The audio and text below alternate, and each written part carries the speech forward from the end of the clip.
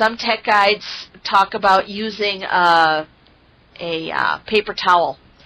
And I guess if that's what you want to do, go ahead. I find that the mouth mirror is handy. It's already in my hand.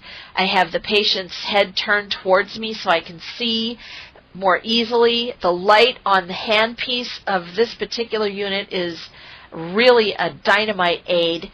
And while their head is turned towards me, all of the water and the saliva and everything is being collected up in the saliva ejector. Gauze is an option.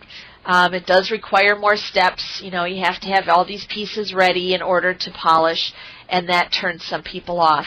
This is another option that may be of interest to some people. If your patient is highly made up, if they're wearing a lot of makeup, this may be a good option also. You take a regular hand towel or a paper towel and just rip a small hole in the center of the paper towel, and if you do this more than once, you'll get it right the second time, and just lay it right over your patient's face. This part that goes right around the mouth does get a little bit wet, but they're more protected probably than anything else. The mirror for me works really good and really quick. This patient here sat still for a lot of pictures, so there's a lot more there's a lot more powder on this person than most. So that's another view of how I keep things under control.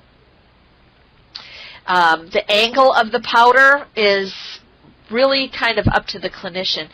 Technically, we do not want the powder to be forcing up into the sulcus or into the pocket unless that's exactly what your goal is.